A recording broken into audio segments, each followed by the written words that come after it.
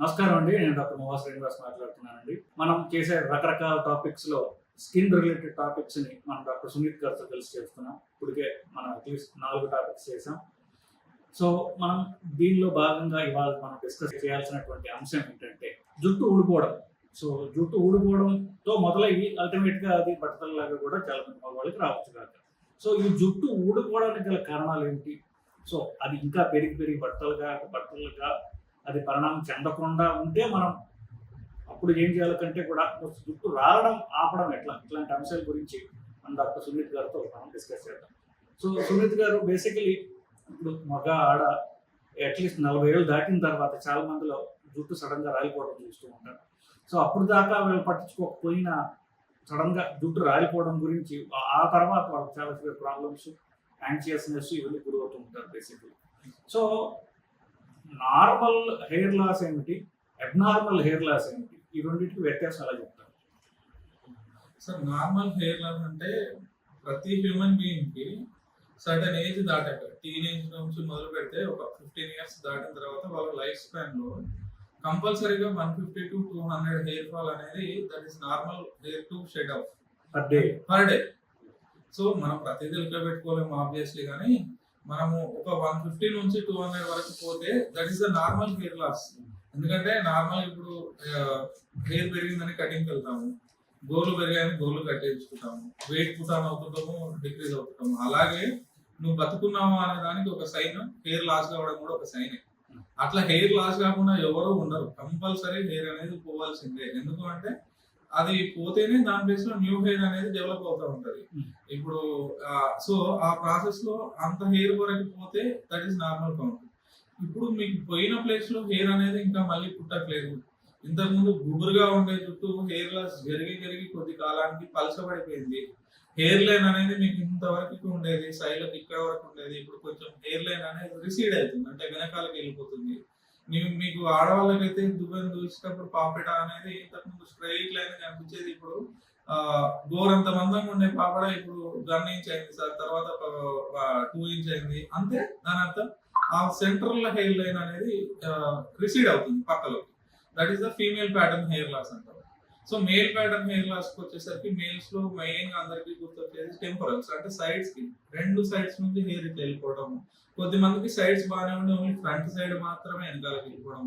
ఇట్లా రకరకాలుగా ఫీమేల్స్ లో ఒక రకంగా, మేల్స్ లో ఒక రకంగా వాళ్ళ యొక్క హార్మోనల్ ఇంబ్యాలెన్స్ బట్టి హెయిర్ లాస్ అనేది జరుగుతుంది. సో నార్మల్ అనేది 200-300 వరకు పోవడం దట్ ఈస్ నార్మల్ కౌంట్. ఎందుకంటే అంత పోతుంది అంటే దాని అర్థం రోజు కన్నీ పుడుతున్నాయని. సో అబ్నార్మల్ అంటే ఈ రకంగా హెయిర్ లాస్ జరుగుతూ నీకు అక్కడ స్కిన్ కూడా కనిపించేంతగా పలచబడిపోయి జుట్టు గల సాంద్రత అనేది తగ్గిపోయి డెన్సిటీ అనేది తగ్గిపోవడము, లేదంటే అక్కడ ఏదైనా చీమ్ పొక్కుల్లాగా వచ్చేసి వేరే డిసీజెస్ వల్ల హెయిర్ లాస్ జరగడం అనేది అబ్నార్మల్ హెయిర్ లాస్. సో ఇప్పుడు అంటే వయసు పెరిగే కొద్దిగా మగవాళ్ళలో ఈ జుట్టు ఊడిపోవడం చూస్తూ ఉంటాము. అది ఒక వయసు అంటే ఉందా, ఒక్కొక్కరు ఒకలాగా ఉంటుందంటారా?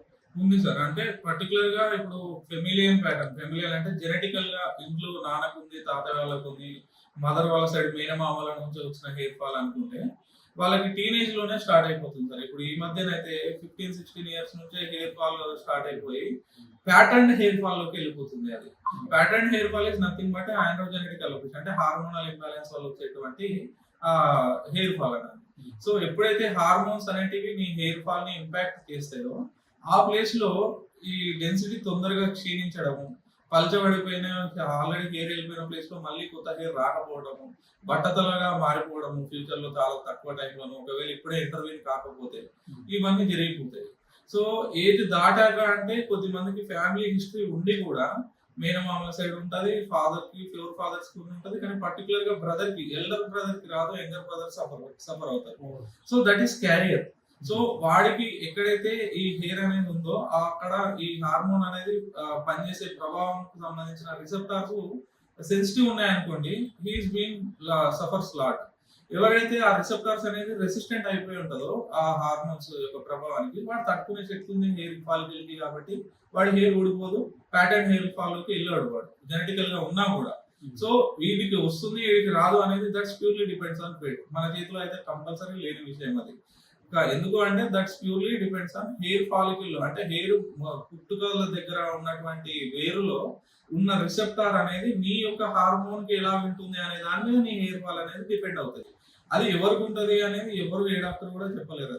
మీరు సఫర్ అవుతున్నప్పుడు దాన్ని ఏం చేయాలి అనేది నెక్స్ట్ అంటే మగవాళ్ళ హార్మోన్స్ ఎవరికైతే ఉంటాయి కొంచెం ఎక్కువగా ఉంటాయో, లేకపోతే ఆ హార్మోన్స్ మగవాళ్ళ హార్మోన్స్ శరీరంలో ఒక వయసు తర్వాత తగ్గుతూ ఉండటం తోటి ఈ హెయిర్ లాస్ అవడం వల్ల కానీ చూస్తామా?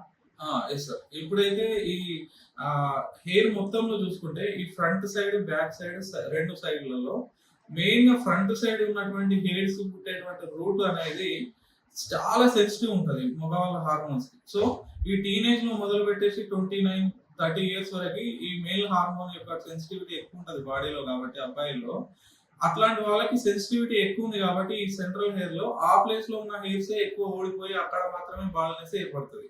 మీరు మాక్సిమం హెయిర్ ఫాల్ అబ్బాయిల్లో చూసుకుంటే కనుక సైడ్స్ కానీ వెనకాల ఎవరికి బట్టతలు ఉండదు. ఎందుకు అంటే అక్కడ పుట్టేటువంటి రూట్ లో మేల్ హార్మోన్ కి సంబంధించినటువంటి హార్మోన్ కి తట్టుకునే శక్తి ఉంటుంది ఆ హెయిర్ కి. అందుకే మీకు హెయిర్ ట్రాన్స్ప్లాంటేషన్ చేసినప్పుడు మీకు ఆల్రెడీ వీడియో చూసే వాళ్ళలో హెయిర్ ట్రాన్స్ప్లాంటేషన్ చేయించిన వాళ్ళు ఉంటే వెనకాల మిగిలిన హెయిర్స్ తీసి ముందటే ఎందుకు నాడతారు? ఇది ఒకటే హెయిర్ కదా అందరికీ అంటే ఇక్కడ రిసెప్టార్ అనేది మీ హార్మోన్ ని తట్టుకుంటుంది కాబట్టి రేపు పొద్దున ఇక్కడ నుంచి తీసి ఇక్కడ పెట్టినా అదే రిసెప్టార్స్ ఉండవు. కాబట్టి ఈ హెయిర్ ఫాలికల్ తట్టుకునే హెయిర్ ని ఇక్కడ పెట్టావు కాబట్టి రేపు పొద్దున ఎక్కడ పెట్టినా తట్టుకోగలుగుతుంది కాబట్టి రిటైన్ అవుతుంది, పర్మనెంట్ గా హెయిర్ అనేది రీస్టోర్ అయిపోయి ఉంటుంది. దీనిలో కొంచెం కాంట్రడిక్షన్ అనిపిస్తుంది యాక్చువల్గా. అంటే కొంచెం టెక్నికల్ అనుకోండి. బేసికలీ ఫర్ ఎగ్జాంపుల్ ఇప్పుడు మగ హార్మోన్స్ పెరుగుతున్నాయి అనుకోండి, సో మగ హార్మోన్స్ తగ్గుతున్నాయి అనుకోండి, ఆడ హార్మోన్స్ రావాలి. సో హెయిర్ పెరగాలి యాక్చువల్లీ. బట్ వీళ్ళకి ఏంటంటే మగ హార్మోన్స్ తగ్గుతున్నాయి బట్ హెయిర్ కూడా లాస్ వస్తుంది. ఫర్ ఎగ్జాంపుల్ ఇప్పుడు ఆడవాళ్ళలో ఎక్కువ హెయిర్ ఉంది అనుకుంటారు, అంటే ఆడ హార్మోన్స్ హెయిర్ గ్రోత్ ని అది పెంచుతుంది అనుకుందాం అనుకోండి. మగ హార్మోన్స్ తగ్గుతున్నప్పుడు మరి హెయిర్ పెరగాలి యాక్చువల్లీ. బట్ దీనిలో కాంట్రడిక్షన్ కనిపిస్తుంది. అయితే రెండిట్లలో చూసుకోవాల్సింది సార్, ఇప్పుడు వెక్టార్స్ కనుక మనం చూసుకుంటే ఈ దిశలో నుంచి ఈ దిశలో నుంచి ఇప్పుడు ఆడవాళ్ళైనా మగవాళ్ళైనా ఇద్దరిలో రెండింటికి సంబంధించిన హార్మోన్స్ ఉంటాయి. కాకపోతే ఏ హార్మోన్ యొక్క డామినెన్స్ ఎక్కువ ఉంది అనేది మ్యాటర్ అవుతుంది. ఇప్పుడు యంగ్ ఏజ్ లో టీనేజ్ లో ఉన్నప్పుడు ఫీమేల్స్ లో ఈస్ట్రోజన్స్ కి సంబంధించి ఫీమేల్ హార్మోన్ యొక్క ప్రభావం ఎక్కువ ఉంటుంది, మేల్స్ లో మేల్స్ యొక్క ప్రభావం ఎక్కువ ఉంటుంది. సో వీళ్ళల్లో అయినా అబ్బాయిల్లో అయినా అమ్మాయిల్లో అయినా ఏ ప్రభావం అయితే ఎక్కువ ఉంటుందో, అంటే ఫీమేల్స్ లో ఉన్న హార్మోన్స్ అయినా మేల్స్ లో ఉన్న హార్మోన్స్ అయినా అల్టిమేట్ గా వాళ్ళకి చేయాల్సిన పనులే చేస్తుంటది. ఫీమేల్స్ లో అయితేనేమో జుట్టు మగవాళ్ళతో పోలిస్తే ఇంకెక్కువ జుట్టు రావడము, అబ్బాయిల్లో అయితే ఇంకా బాడీ పార్ట్స్ మీద సెకండరీ సెక్సువల్ క్యారెక్టర్స్ లో ఎక్కడైతే హెయిర్ చూస్తాం ఆ ఫేషియల్ హెయిర్ హెయిర్ స్టైల్ అట్లా మెయింటైన్ కావడం అనేది మేల్ హార్మోన్ యొక్క పని. ఇది ఇక్కడ వరకు ఉంటే ఏమవ్వదు. ఎప్పుడైతే దీని యొక్క డామినెన్స్ అనేది ఫీమేల్ డామినెన్స్ అనేది ఎక్కువైతుందో మేల్స్ లో, మీ ఫీమేల్స్ కి వచ్చేసరికి మేల్ డామినెన్స్ హార్మోన్స్ అనేవి ఎక్కువైతాయో దీనికి విరుద్ధమైన చర్యలు జరుగుతుంటాయి. ఫీమేల్స్ కి అయితేనేమో ఫీమేల్స్ యొక్క హార్మోన్స్ తగ్గి మేల్ డామినెన్స్ పెరిగితే, హార్మోన్ యొక్క డామినెన్స్ పెరిగితే అవసరం లేని ప్లేస్లలో హిర్సుటిజం అంటాం, ఫేషియల్ హెయిర్ రావటము, ఉన్న దగ్గర హెయిర్ రాలిపోవటము, డాండ్రఫ్ రావటము, మొటిమలు రావటము, ఇవన్నీ ఈ హార్మోనల్ ఇంబ్యాలెన్స్ ఫీమేల్స్ లో జరిగితే చూస్తాము. అదే మేల్స్ లో హార్మోనల్ ఇంబ్యాలెన్స్ జరిగితే ఏమవుతుంది, మేల్ యొక్క హార్మోన్ ప్రభావం తగ్గి ఫీమేల్ యొక్క ప్రభావం డామినెన్స్ పెరుగుతుంది. కాబట్టి వాళ్ళకు ఇంకా లావ్ అయిపోవడము, కొంచెం స్వెట్ ఎక్కువ రావడము, పింపుల్స్ రావడము, హెయిర్ ఫాల్ బట్టతల్లా రావటము, ఇవనేది చూస్తాం సార్. సో మొత్తానికి ఇద్దరిలో రెండింటికి సంబంధించిన హార్మోన్స్ ఉంటే ఎవరి డామినెన్స్ ఎక్కువ ఉండేది అనే దానిపైన సిమ్టమ్స్ డిపెండ్ అవుతాయి. సో ఇప్పుడు మగవాళ్ళలో కానివ్వండి, ఇప్పుడు ఆడవాళ్ళలో కానివ్వండి, నేను చెప్పినట్టుగా ఈ జుట్టు ఊడిపోతుంది అనేటటువంటి కామన్ గా చూస్తూ ఉంటారు. మగవాళ్ళు కాస్త పట్టించుకోకపోవచ్చు, కానీ ఒక వయసు వచ్చిన తర్వాత మనం ఇప్పుడు హెయిర్ ట్రాన్స్ప్లాంట్ చేసుకోవాలా లేకపోతే విగ్ పెట్టుకోవాలా ఇట్లాంటివి చూస్తుంటారు. ఆడవాళ్ళలో కూడా ఇది ఇంకా ముందు నుంచే వాళ్ళకి కొంచెం ఎక్కువ ప్రాబ్లం, ఎందుకంటే ఎక్కువ జుట్టు ఉంటే వాళ్ళకి అందంగా ఉంటుంది అనేది బేసిక్. సో మగవాళ్ళైనా ఆడవాళ్ళైనా జుట్టు ఊడిపోతుంది అనుకుంటున్నప్పుడు వాళ్ళ ఏ దినచర్యలు మార్పులు కానివ్వండి ఏం చేసుకోవడం ద్వారా వాళ్ళు హెయిర్ ఫాల్ అట్లీస్ట్ స్లో చేసుకోవచ్చు లేదా ఆపచ్చు అంటారు. Okay sir, first hair fall కి మెయిన్ రీజన్ వచ్చేసి nutrition and diet, sleep disturbance, stressful life style. So వీటిని మనం సరి చేసుకొని ఫస్ట్ ఆఫ్ ఆల్ ఒక 1-2 months సెట్ బ్యాక్ చేసుకోవచ్చు.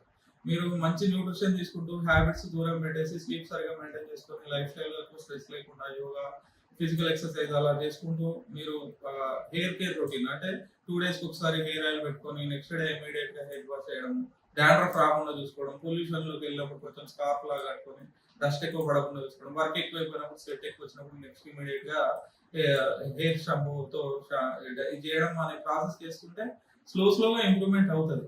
మీకు ఇంత పాటించినా మీ చేతులారా చేయాల్సిన పద్ధతులన్నీ పాటించినా కూడా ఇంకా రావట్లేదు అంటే that can be any internal hormonal imbalance or organic causes causing the hair fall. కాబట్టి మా డాక్టర్స్ ని సంప్రదించి కొన్ని టెస్ట్లు ఏవైతే అవసరమైతే అవి చేయించి దాంట్లో లోటుపాట్లను పట్టేసి ట్రీట్మెంట్ ఎలా ఉంటుంది అనేది తీసుకోవాలి.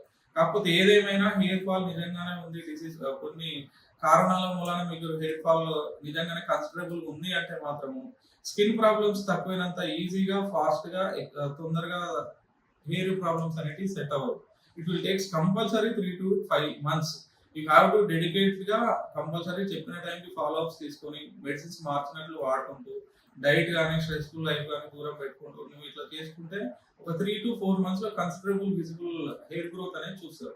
చాలా వరకు ఓపిక తక్కువ ఉండిపోయి మనం జిమ్ ఎట్లయితే ఒక 10 days వెళ్ళి ఇంకా 11th day ఆపేసి ఇంకా రావట్లేదు రిజల్ట్, బాడీ పెయిన్స్ ఉన్నాయని చెప్పేసి ఆపుతాము. హెయిర్ కి కూడా అంతే చేస్తారు చాలా వరకు. చాలా కొద్ది మంది మాత్రమే దాని గురించి కాన్సెప్ట్ తెలిసిన వాళ్ళు పర్సిస్టెంట్ గా మెడిసిన్స్ వాడుకున్న వాళ్ళు కంపల్సరీ హెయిర్ గ్రోత్ అనేది వాళ్ళలో రిటైన్ అవుతుంది. సో కొంచెం ఆఫ్ ది టాపిక్ అయినా మనకి మన ప్రేక్షకులు యూస్ఫుల్ ఉంటుందని అడుగుతున్నానండి. ఒకవేళ తలస్నానం చేద్దాం అనుకుంటున్నారు, కొంతమంది అంటారు ఏముంది చివరికి పోవాల్సింది దుమ్మే కాబట్టి సోప్ అయితే షాంపూ అయితే అనుకుంటారు. కొంతమంది అంటారు సోపు కనుక తల మీద పెడితే కనుక జుట్టు అంతా ఊడిపోతుంది అంటారు. సో ఈ షాంపూ వాడాలా తలస్నానం చేయడానికి, సోప్ అయినా పర్వాలేదు అంటారా?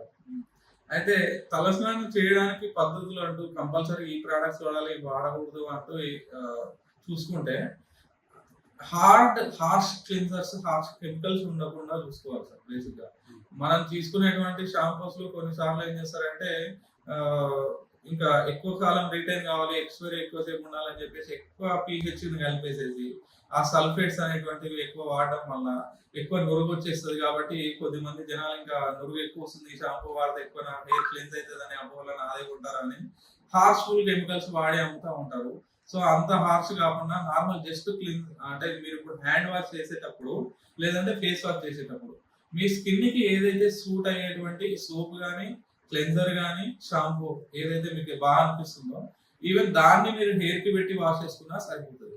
Not even shampoo should be mandatory. మీరు ఈవెన్ ఫేస్ కి పెట్టే బాడీకి వాడే సోప్ మీకు హ్యాపీగా స్కిన్ ఎటువంటి ప్రాబ్లం లేకుండా బాగుంది, క్లీన్స్ గా ఉంటుంది అనిపిస్తే ఆ సబ్బే పెట్టుకోండి తలస్నానం చేసేటప్పుడు హెయిర్ కి, నో ప్రాబ్లం. సో సబ్బు అయినా ఇప్పుడు ఎందుకంటే కొన్ని సబ్బుల్లో వచ్చి ఇప్పుడు షాంపూలు షికాకాయ చెప్పేసి ఇట్లా న్యాచురల్ వాటెవర్. సో సబ్బు అయినా లేకపోతే షాంపూ అయినా పర్వాలేదు అంటారు, కొంచెం జెంటిల్ గా ఉండేది వాడితే జెంటిల్ గా ఉండేది వాడితే. సో మీకు ఎప్పుడైతే హెయిర్ ఆయిల్ పెట్టుకొని ఇమీడియట్ నెక్స్ట్ డే అప్పుడు హెయిర్ ఆయిల్ రిమూవ్ చేసుకోవాలి కాబట్టి దట్ షుడ్ గ్రీజీ ఉంటది. అట్లాంటి కండిషన్స్ లో మాత్రమే స్పేర్ గా నెక్స్ట్ ఆయిల్ నెక్స్ట్ డే తర్వాత చేసే హెయిర్ షాంపూ కొంచెం నురుగు వచ్చేలాగా ఎక్కువ ఫోమ్ వచ్చేటువంటి షాంపూ వాడితే సరిపోతుంది. ఆ నెక్స్ట్ అదర్ డేస్ అంత ఫోమ్ అంత హార్ష్వి కాకుండా జెంటిల్వి చాలా.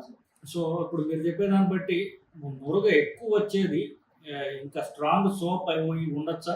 సో నురగ ఎక్కువ వచ్చే కొంచెం జుట్టుకి హానికరం అని మీరు ఏమైనా చెప్తున్నారు?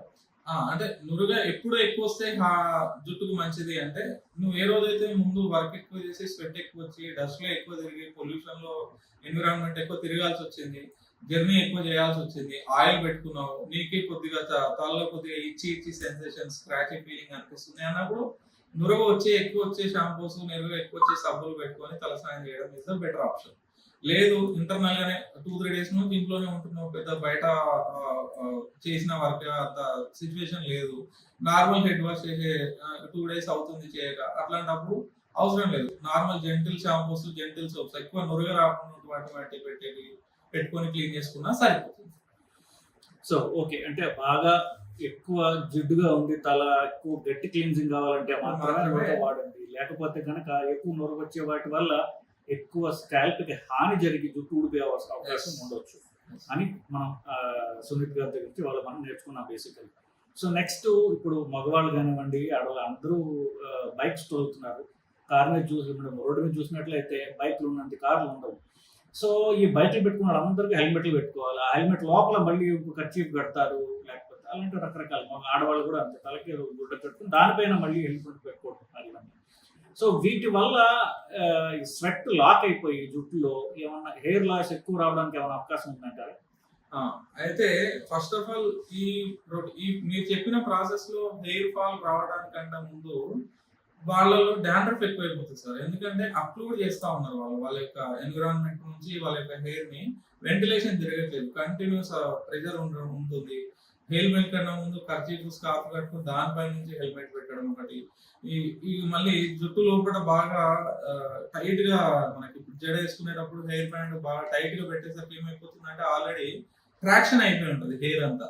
దానిపై నుంచి మీద ప్రెషర్ పెడుతున్నాం. అలాంటప్పుడు ఏందంటే ట్రాక్షనల్ అలోపేషియా అంటాం. అంటే మీ యొక్క జుట్టుకి బాగా లాగి పెట్టి ఉండడం, ఫోర్స్ కంటిన్యూస్ ఉండడం వలన హెయిర్ ఫాల్ జరుగుతుంది.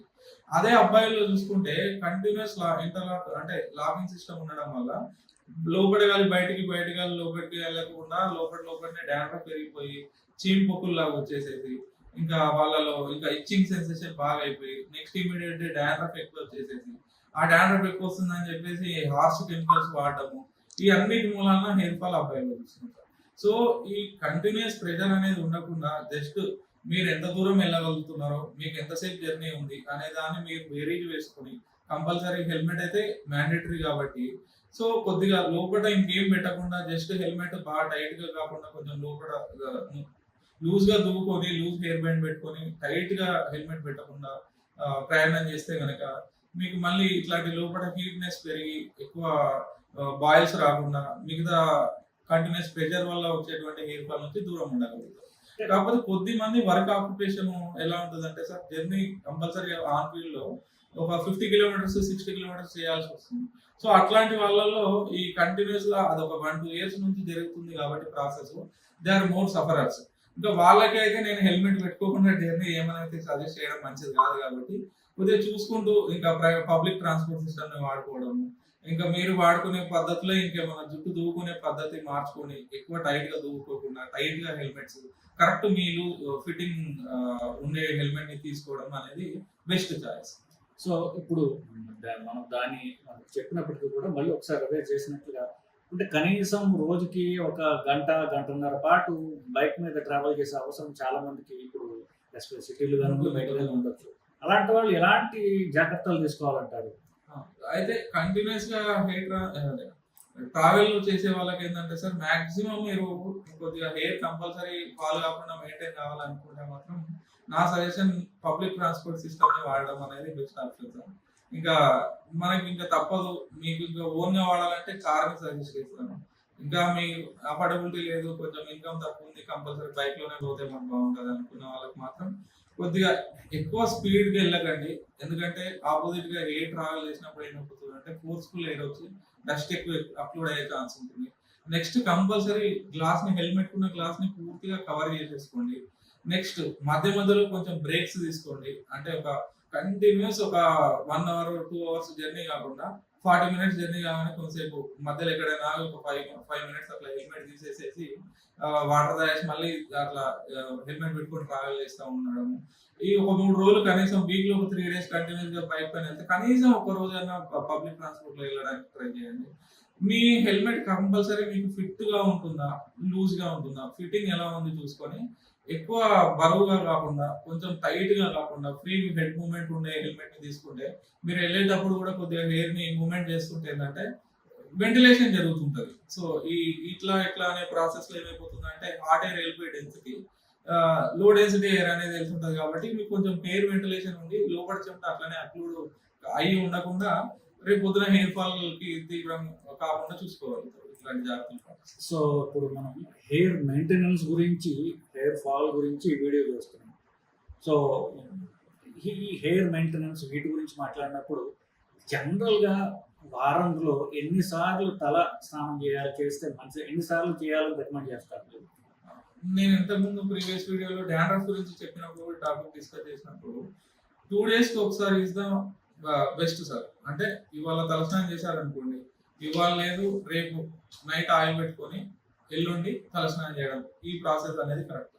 ఈ మధ్యలోనే మీకు పెళ్లిళ్ళు ఉన్నాయి, ఫంక్షన్స్ ఎక్కువ జర్నీలు చేశారు, ఇంట్లోనే ఏదైనా హౌస్ హోల్డ్ వర్క్ చేశారు, డస్ట్ ఎక్కువ పడింది, స్వెట్ ఎక్కువ వస్తే నెక్స్ట్ ఇమీడియట్ డేనే చేయండి.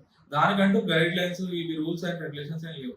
మీకు తలలో మీకు కొంచెం సల్రీ అనిపిస్తుంది, కొంచెం డిస్కంఫర్ట్ ఫీల్ అవుతున్నారు, ఇచ్చింగ్ సెన్సేషన్ ఎక్కువ అనిపిస్తుంది, మీకు వాళ్ళ నైట్ పడుకునే టైం కనిపిస్తే ఇమీడియట్ నెక్స్ట్ డే తలస్నానం చేయండి. లేదు మీరు పడుకునే టైంలో నాకు హెయిర్ స్కాల్ప్ అంతా బాగానే ఉంది, హెల్తీగానే, అంత ఎక్కువ డాండ్రఫ్ అయితే ఇచ్చి సెన్సేషన్ అయితే లేదు, అంత డిస్కంఫర్ట్ లేదు అనిపిస్తే నెక్స్ట్ డే తలస్నానం చేయాల్సిన అక్కర్లేదు, డ్రైగానే ఉంచుకోండి. నెక్స్ట్ డే నైట్ ఆయిల్ పెట్టుకుని మరుసటి నాడు తలస్నానం చేస్తే సరిపోతుంది. సో బేసికలీ తల దొరదగా ఉంది అని అనిపిస్తే ఎక్కువ సార్లు చేయండి.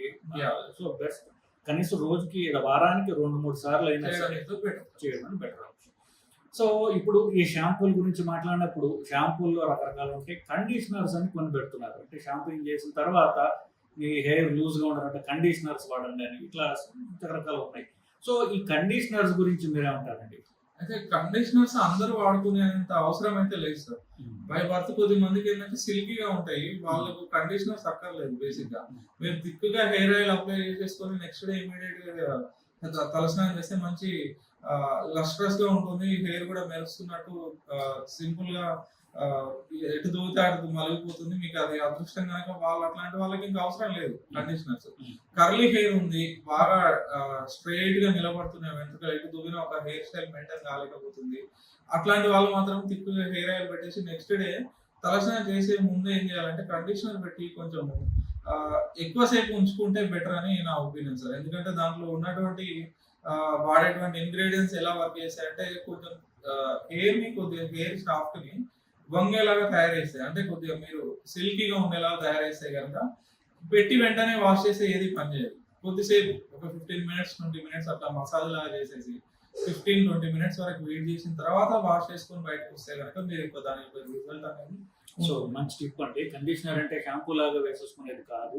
కండిషనర్ అప్లై చేసిన తర్వాత 15-20 minutes వెయిట్ చేయండి, అప్పుడు మీకు కావాల్సినటువంటి ఎఫెక్ట్ ఏంటంటే జుట్టు సాఫ్ట్ అవుతుంది అనేది, అది 15-20 minutes ఉంటే తప్ప స్టార్ట్ చేయాలని చెప్తున్నారు. ఇప్పుడు ఇంకొకటి అండి, ఇప్పుడు ఆడవాళ్ళు కొత్త ఫ్యాషన్ ఏంటంటే ఫంక్షన్కి వెళ్ళే ముందు దేనికోలే హెయిర్ స్ట్రైటనింగ్ అనేది ఒకటి స్టార్ట్ చేశారు చాలా. సో ఇప్పుడు స్ట్రైట్ హెయిర్ అనేది ఫ్యాషన్ అని, కర్లీ హెయిర్ అనేది ఆఫ్ ఫ్యాషన్ అని చేస్తారు. సో ఈ స్ట్రైట్ హెయిర్ స్ట్రైటనింగ్ చేయడం వల్ల జుట్టు దెబ్బతింటుందా, లేకపోతే హెయిర్ స్ట్రైటనింగ్ వల్ల పెద్ద ప్రాబ్లం లేదంటారు? అయితే హెయిర్ స్ట్రైట్నింగ్ చేసే ప్రతి ఒక్కరు పార్లర్ లోనే చేస్తున్నారు సార్. ఎవరు డెర్మటాలజిస్ట్ అయితే హెయిర్ స్ట్రైట్నింగ్ కోసం సజెస్ట్ చేయరు.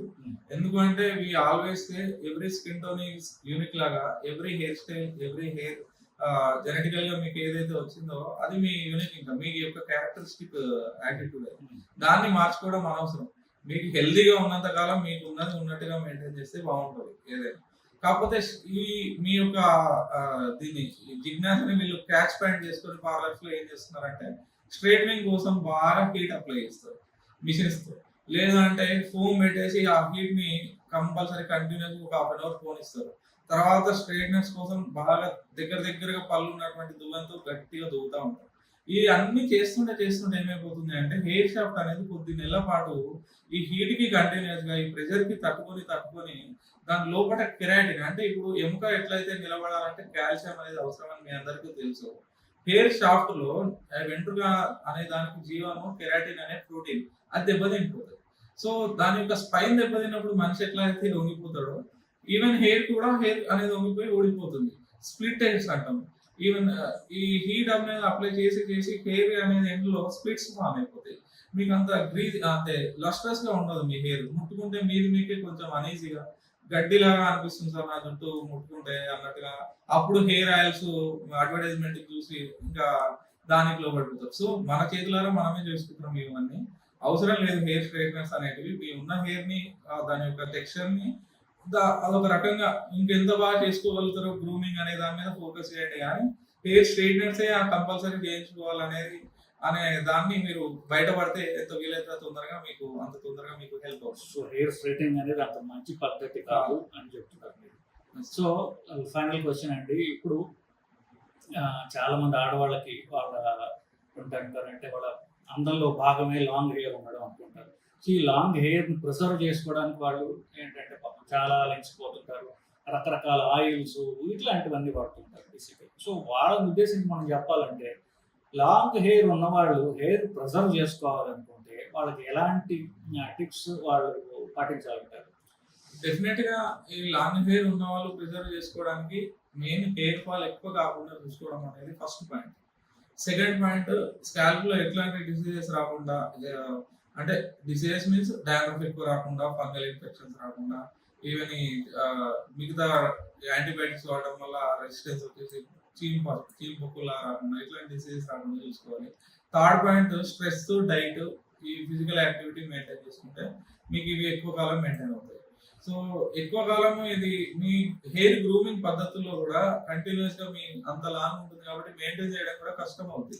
పడుకునేటప్పుడైనా, ఈవెన్ జర్నీలు చేసినప్పుడు కానీ, ఎక్కువ ఫంక్షన్స్ లోకి వెళ్ళినప్పుడు దాన్ని రోల్ చేసి పిన్ పెట్టుకోవడము, ఇవన్నీ చేసినప్పుడు ఏమైపోతుందంటే మీరు ఒక్కొక్కసారి డైలీ ఇంట్లో ఉన్నట్టుగా మెయింటైన్ చేసిన మీ జాగ్రత్తలు ఒక ప్లేస్కి వెళ్ళినాక తీసుకోలేరు. కాబట్టి మీరు కంపల్సరీ కొంచెం ఫిట్ మెయింటైన్ చేయాల్సి వస్తుంది. దానికి పిన్స్ కానీ, దానికి రోల్ చేసి పెట్టుకున్నప్పుడు బ్యాండ్స్ కానీ, ఎక్కువ హార్ష్ గా ప్రెషర్ గా ఉన్నటువంటి క్లిప్స్ పెట్టేసి ఎక్కువసేపు దాన్ని ఇది చేయకుండా జస్ట్ బ్యాండ్స్ తోటి కొద్దిసేపు పాటు పట్టి ఉంచేసి ఇంకోసేపటి తర్వాత బ్యాండ్స్ వేసేసి ఫ్రీగా వదిలేసేయడం, ఇట్లా మెయింటైన్ చేసుకుంటే కొంచెం ఎక్కువ రోజులు అలా హెయిర్ లెంత్ అనేది మెయింటైన్. సో బేసికల్లీ మీరు చెప్పింది 2 పాయింట్లు చెప్పాలంటే శుభ్రత మెయింటైన్ చేసుకోవడం, డిసీజెస్ రాకుండా చూసుకోవడం, డైట్ మెయింటైన్ చేయడం, ప్రోటీన్ ఫుడ్ తినడం ద్వారా చూసుకోవడం, ఈ 2 చెప్తున్నారు. సో ఇప్పుడు ఈ దీనికే పాపం చాలా యాంగ్షియస్ గా జుట్టు మనకి ఎక్కువ కాలం ఉండాలి, లెంత్ లాంగ్ గా ఉండాలి అని చెప్పేసి ఆడవాళ్ళు దీంట్లో రకరకాల నానా ఎక్కడ పడితే అక్కడ ఏం చెప్తే అది అన్ని తలకి అప్లై చేసుకుంటారు. కొంతమంది ఎగ్ వైట్ అని, లేకపోతే నిమ్మకాయలతో చేయమని, ఇక రకరకాల ఏమి మార్కెట్లో అవన్నీ తలకి పట్టించడం జరుగుతూ ఉంటుంది. వీటిలో సేఫ్ అన్సేఫ్ అనేవి ఏమైనా ఉన్నాయి? అయితే నా ఉద్దేశం ప్రకారం అయితే అన్ని అన్సేఫ్ సార్. చాలా మంది అనుకుంటారు, నేను ఈ పదాన్ని వినేసి కామెంట్ లో అలోవెరా అన్సేఫ్ ఎలా అవుద్ది, కలమంద పెడతాం అది ప్లాంట్ ప్రోడక్ట్ కదా అన్సేఫ్ ఎలా అవుద్ది అనుకుంటారు. కాకపోతే మీరు హెయిర్ ప్రొడక్ట్స్ వాడే దాంట్లో మీరు చూసిన అలోవెరా, విటమిన్ ఇవన్నీ ఏంటి అంటే దాని యొక్క pH ని, దాని యొక్క కాన్సన్ట్రేషన్ ని న్యూట్రలైజ్ చేసి 1%, 2%, 0.5% అనే దానికి తీసుకొచ్చి మీకు ఆ ప్రోడక్ట్ ని తయారు చేసి అమ్ముతారు. దాన్ని పెట్టుకుంటే మీకు మెయింటైన్ అవుతుంది. కాకపోతే మీరు తెలియక దాంట్లో ఏముంది, డాక్టర్ గారు రాసే షాంపూలో ఇదే విటమిన్, అలోవెరా ఇవే కాదు, కుకుంబర్ ఇవే కాదు ఉండేది, మనమే డైరెక్ట్ తీసుకొని వాడుకుంటాం అనే అపోహలో చాలా మంది డైరెక్ట్ ఇంట్లోనే చేసుకుంటారు, తప్పలేదు వాళ్ళ యొక్క పీరియడ్స్ కి. కాకపోతే అది టూ మచ్ కాన్సన్ట్రేటెడ్. మీరు ఈ వీడియో చూసే వాళ్ళలో ఆల్రెడీ ఎక్స్పీరియన్స్ అయినప్పుడు కొద్దిమంది స్కిన్ కి ఏదైనా స్కిన్ ర్యాష్ వచ్చిందని చెప్పి ఇంట్లో కలమంద పెట్టిన వాళ్ళు ఇంకా ర్యాష్ అగ్రివేట్ అయ్యి డెర్మటాలజిస్ట్ ఇమీడియట్ గా కన్సల్ట్ అవుతారు. ఎందుకు? అలర్జిక్ కాంటాక్ట్ డెర్మటైటిస్ వస్తుంది. ఎందుకంటే మీకు అంత డైరెక్ట్ కాన్సన్ట్రేటెడ్ అలోవెరా జ్యూస్ అనేది మీ స్కిన్ సూట్ కాదు, ఇరిటెంట్ అవుతుంది. సో అట్లానే హార్ష్ ప్రోడక్ట్ కింద తయారైపోతుంది. Just normal coconut Parachute oil apply చేసుకోండి, ఇమీడియట్ డే హెడ్ వాష్ చేయండి, ఎక్కువ డస్ట్ లోకి వెళ్ళకండి, కరెక్ట్ మెయింటైన్ చేయండి, డైట్, స్లీప్ కరెక్ట్ మెయింటైన్ చేసుకోండి, హెయిర్ కేర్ రొటీన్ ఫాలో అవ్వండి. ఇవి ఇంతకు మించి ఎక్కువ అవసరం లేదు. ఇంత పాటించినా కూడా హెయిర్ ఫాల్ పోతూ మీకు ఇంకా బట్టతలు వచ్చే ఉంది అని అంటే దాని అర్థం ఏంటంటే మీరు రొటీన్ కేర్ తీసుకోవట్లేదు అని కాదు, మీ లోపల ఏదో హార్మోనల్ ఇంబ్యాలెన్స్ ఉంది. పర్టికులర్ డాక్టర్ దగ్గరికి వెళ్తే ఆ జెనెటికల్ గా వచ్చేటువంటి హెయిర్ ఫాల్ ని దూరం చేసేసి బాల్నెస్ కాకుండా తప్పించే ప్రయత్నం, వేరే ట్రీట్మెంట్ తీసుకుంటే బాగుంటుందని. అంతేగాని మీరు అనవసరంగా ఈ అడ్వర్టైజ్మెంట్ లో ఆన్లైన్ షాపింగ్ చేసేసి హార్ష్ కెమికల్స్ పెట్టేసి ఒక దాంతో పోయేదానికి డబల్ చేసుకునే ప్రాబ్లమ్స్ గురి కాకుండా చూసుకోవడం మంచిది. సో ఇప్పుడు అట్లీస్ట్ మా చిన్నప్పుడు అనుకోండి, స్కూల్కి వెళ్ళి ప్రతి వాళ్ళకి తల్లి ఎస్పెషల్లీ తనకంతా కారిపోయేటట్టుగా నూనె రాసేసేసి తల చక్క దువ్వెంతులా దువ్వేసేయడం, ఇదంతా కామన్ చూసేవాళ్ళు. ఈ రోజుల్లో హెయిర్ ఆయిల్ వాడటం అనేది చాలా చాలా తగ్గిపోయింది నిజానికి.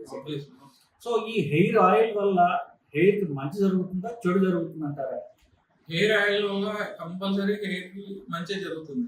ఎందుకంటే మన బాడీకి వాటర్ అనేది హైడ్రేషన్ ఎంత అవసరమో హెయిర్ కి హైడ్రేషన్ ఆయిల్. నువ్వు ఇప్పుడు నీ ఫేస్ అనేది అందరికి కనిపిస్తుంది కాబట్టి బయటికి వెళ్ళి రాగానే 2-3 సార్లు కడుగుతావు. కాకపోతే అదే తల ఎంత దూరంలో ఉంది ఫేస్ కి, ఈ పైనే కదా వెంట్రుకలు ఉన్నాయి. కానీ వారంలో ఎన్నిసార్లు చేస్తున్నారు తల స్నానాలు? కొద్దిమంది 1 టైం అంటారు, టైం దొరకట్లేదు, హాస్టల్లో ఉంటున్నాం అని చెప్పేసి చేయరు. కొద్దిమంది అయితే డైలీ చేస్తారు. డైలీ చేసే వాళ్ళు ఎట్లాంటి తప్పు పట్టరు. కాకపోతే డైలీ చేసే వాళ్ళు హార్ష్ షాంపూస్ వాడకుండా మైల్డ్ షాంపూ క్లీనర్స్ పెట్టుకుంటే సరిపోతుంది.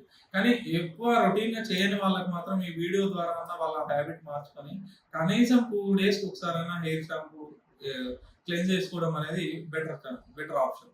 సో హెయిర్ ఆయిల్ అనేది పెట్టుకోండి. హెయిర్ షాంపూతో కానీ మైల్డ్ క్లీనర్స్ తో కానీ కనీసం 2 డేస్కి ఒకసారి అన్న తలస్నానం చేయండి. అది కూడా మీ స్కిన్ లో ఒక భాగమే కనుక దాన్ని కూడా కేర్ తీసుకుంటే ఈ హెయిర్ ఫాల్ అనేది మరి తీవ్రతరం కాకుండా కాపాడుతుంది. సో ఇవ్వండి, ఇప్పుడు మనము ఇంటెన్షనల్ గా ఒకవేళ హెయిర్ ఊడిపోయిన తర్వాత ఏ పద్ధతులు ఉంటాయి అంటే హెయిర్ ట్రాన్స్ప్లాంట్ చేసుకోవాలా లేకపోతే విగ్స్ ఇలా వాడచ్చు ఇట్లాంటి దానికి మనం కావాలని మాట్లాడాలి. ఎందువల్లంటే అది పూర్తి పెద్ద టాపిక్ కాబట్టి అది సబ్సిక్వెంట్ గా మనము హెయిర్ రిప్లేస్మెంట్ తిరిగి హెయిర్ ఊడిపోయిన తర్వాత దాన్ని ఎలాగ మనం తిరిగి పొందొచ్చు అనే దాని గురించి వేరే వీడియో చేద్దాం. ప్రస్తుతము హెయిర్ లాస్ కి జుట్టు ఊడిపోవడానికి కారణాలు ఏంటి, దాన్ని ఎలాగ మనం మెయింటైన్ చేసుకోవచ్చు అనే విషయం గురించి మాట్లాడామండి. సబ్సిక్వెంట్ వీడియోస్ లో మళ్ళీ మనం సునీత్ గారితో మాట్లాడి వీటి గురించి ఇంకా ఎక్కువ విషయాలు తెలుసుకుందాం. అప్పటి వరకు సెలవు అండి. నమస్కారం.